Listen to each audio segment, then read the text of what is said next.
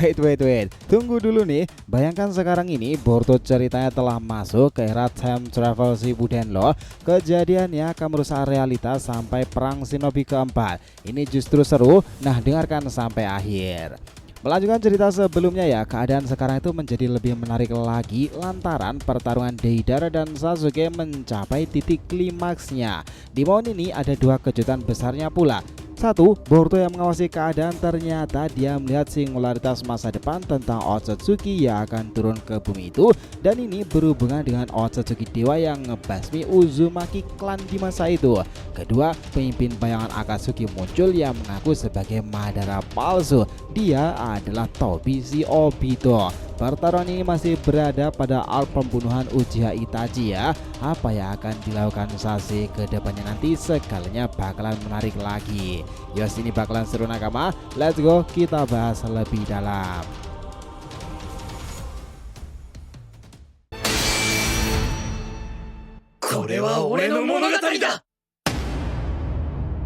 Halo teman-teman, selamat datang lagi ya di channel Boruto Saga to Blue Vortex series time travel nih. Perjalanan Boruto melintasi waktu ke dunia Naruto Shippuden. Disclaimer, di video ini konteksnya itu hanyalah cerita fanfiction, tidak berpatokan pada manga resmi ya. Jadi jelas cerita ini tuh hiburan semata karena animenya masih hiatus dan manganya tayang 1 bulan sekali di Manga Plus. Jadi silakan kalian enjoy aja menikmati keseruan masa lalu dan masa depan yang bersatu padu pada paradoxical time travel ini. Era Boruto masuk ke dunia Naruto. Let's go, kita mulai ceritanya yo. Nah, setelah menghilangnya Kabuto yang sempat muncul dengan kekuatan Orochimaru itu, dia mungkin tak sadar bahwa Orochimaru itu masihlah hidup.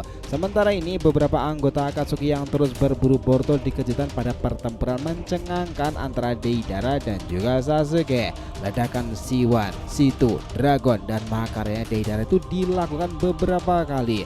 Sasuke yang sempat menghindar kini dia melakukan serangan-serangan kombinasi teknik petir miliknya. Sebelumnya dia itu berkata, "Suigetsu, aku akan melakukannya. Gunakan nanti segel Manda untuk melindungiku di saat-saat kritis." Nah, Sarada sendiri itu melihat pertempuran ayahnya dari kejauhan dengan mengaktifkan Mangekyo Sharingan mataharinya. Dia lantas bilang, "Itu sungguhlah hebat. Mereka bertemu seperti ini ya ketika masih muda.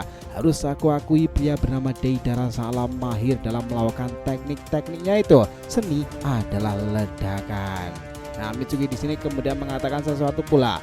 Dialah pertempuran ini Sarada, dan bagaimana Sasuke-san di masa muda sebengis ini. Dia itu menggunakan teknik segel dari ayahku Orochimaru loh.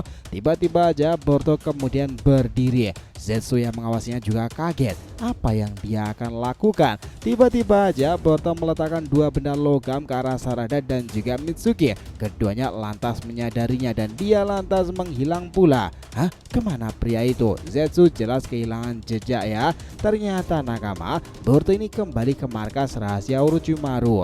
Dia sedang bermeditasi di sana. Tiba-tiba aja dalam beberapa detik Boruto melihat pandangan masa depan yang mirip seperti Ten Direction.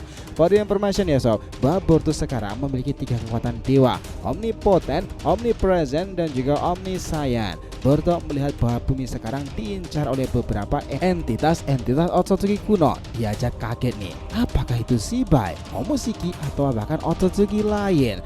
Nah, di sini dalam penglihatan masa depannya tersebut, Boruto dikejutkan bahwa Otsutsuki ini ternyata mengatakan beberapa clue dan simbol yang ngebuat Boruto aja juga penasaran. Karasuki, Otsutsuki, dan juga Uchiha Izanami. Apa maksudnya dari semua ini nih? Panel kemudian berpindah pada pertempuran Sasuke melawan Deidara yang sudah mencapai tahapan klimaksnya. Deidara bahkan teringat pada sebuah momen di mana saat pertama kali melihat kehebatan mata Itachi itu mirip sekali dengan tatapan mata Sasuke. Tobi sendiri sekarang ini terlihat menghilang ya. Kemana dia itu? Sebelumnya Tobi itu bertingkah konyol, lalu seketika itu dia menghilang.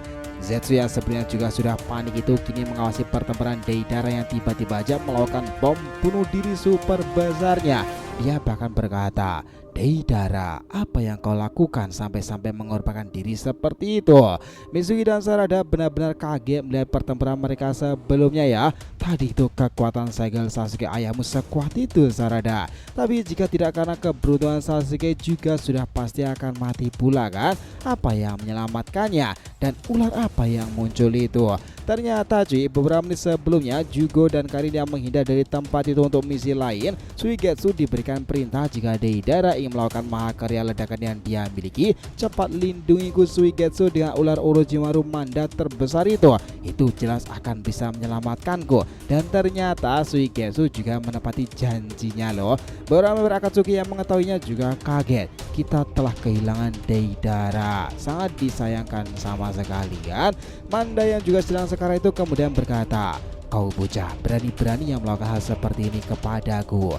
Tiba-tiba aja panel sudah berpindah haluan lagi, di mana suasana sudah berganti terlihat ke hujan desa tersebut. Tak salah lagi itu ada di desa hujan Amegakure. Di ruangan sana, Pain bersama Conan tampak menunggu seseorang. Ternyata orang yang dinantikan adalah pria yang mengaku sebagai legenda perang besar Uchiha Madara. Tapi ingat, itu adalah palsu loh. Dia berkata seperti ini, Pain, sekarang waktunya dirimu untuk ikut serta pada perburuan ini. Kita telah kehilangan Sasori, Kakuzu, Hidan, dan sekarang Deidara. Ini waktu bagi Akatsuki untuk unjuk gigi sekali lagi sebagai pemimpin terkuat. Kegagalan bukanlah sebuah pilihan bagi seorang pemimpin sepertimu. Ya, dia mengatakan seperti itu. Lihatlah ini teman-teman, dalam beberapa waktu saja sosok itu menoleh dan mengeluarkan raut wajah menyeramkan. Topeng itu bukankah dia adalah Tobi? Ya, ternyata yang mengendalikan awal Akatsuki di sini bukanlah Madara secara langsung. Namun awalnya adalah Tobi yang nantinya juga dikenal sebagai sosok legenda, yakni Uchiha Obito. Ada sebuah kilas balik di sini memang, di mana Obito itu memang menyimpan sesuatu yang menarik pula tentang kisah dunia shinobi, Konoha, Kakashi maupun klan Uchiha ya. Di keadaan sekarang ini, peran mendatang Tobi atau Obito itu akan mengacaukan timeline waktu, dan itu hampir menutupi kejayaan fenomenal Itachi yang perlahan bisa tenggelam jika tak ada singularitas takdir dari Boruto pula. Nah, saat Tobi sudah menghilang, Pain kemudian menuju ke arah member Akatsuki, dan di sana juga tidak ada Uchiha Itachi yang sadar bahwa adiknya Sasuke sekarang ini sudah bertambah kuat. Dirinya sekarang ini harus waspada dalam rangkaian mengeluarkan segel ular dalam tubuh Sasuke hasil dari eksperimen pemberian Orochimaru itu ya. Nah, sementara itu Boruto yang masih menggali informasi tentang 3 entitas yang menjadi kunci menyelamatkan Itachi dan dunia shinobi awal akibat Akatsuki harus berada pada 3 fase pecahan kode ini: Karasuki, Otsutsuki, dan juga Uchiha Izanami.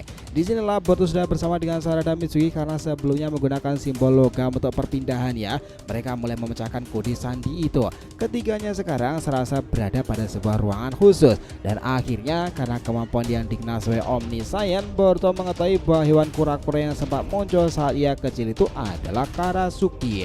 Otsutsuki yang dimaksud itu kemungkinan terbesar adalah Otsutsuki yang sejak awal berhubungan dengan Eternal Maelstrom milik klan besar yang sudah punah, Usushio Gakure Uzumaki. Serta Uchiha Izanami adalah kekuatan yang dimiliki oleh Itachi berkat warisan dari leluhur klannya. Ya, Mitsuki kemudian berkata, kita harus mengatakan ini kepada Orochimaru. Dia yang akan membantu kita memecahkan sandi-sandi itu, Boruto. Caranya untuk menghalangi pertempuran Sasuke dan juga Itachi kan, agar salah satunya tidak terbunuh. Sarada juga berkata, kau benar Mitsuki, ini adalah poin penting agar pamanku tidaklah mati pula. Kekuatan Izanami sepertinya berbentuk sebuah genjutsu super besar, dan itu akan menyadarkan semuanya kembali kepada sebuah takdir yang tak melenceng dengan garis timeline waktunya pula. Nah, mereka bertiga kemudian menghilang dan kini sudah mencari Orochimaru tersebut ya. Sementara itu di planet bulan sendiri, Toneri yang sebelumnya melihat bumi sendiri dengan kacamata bahwa mereka adalah monster-monster yang tak bisa menjaga sebuah planet, tapi sekarang Toneri itu juga bingung. Ada kelengkungan ruang waktu yang ngebuatnya berpikiran ulang nih. Apa yang sebenarnya terjadi di sana? Apakah ada variabel singularitas lain yang muncul? Nah, ketika Toneri melihat lebih dekat dengan sebuah kekuatannya tersebut, ternyata dia menemukan sebuah jawaban pula. Sosok pria yang ngebuat kelengkungan di alam semesta bumi dan akan menarik para dewa-dewa datang itu adalah Uzumaki Boruto. Toneri lantas tersenyum melihatnya dan berkata seperti ini, akhirnya kita bertemu lagi teman lamaku. Nah, disinilah menjadi sebuah ending dalam episode kali ini tentang bagaimana penggambaran cerita ini ke depannya. Kita lanjutkan lagi next time, oke? Jadi itu tadi ya berbagai hal menarik dari alur pembahasan time travel kali ini. Jangan lupa like, comment, share, dan subscribe ya di channel ini agar terus berkembang sehingga kita antusias lagi nih memberikan alur Boruto Naruto lebih menarik tentunya di saga Boruto 2 Blue Vortex. Oke, have a nice day nakama. See you next time and salam shinobi.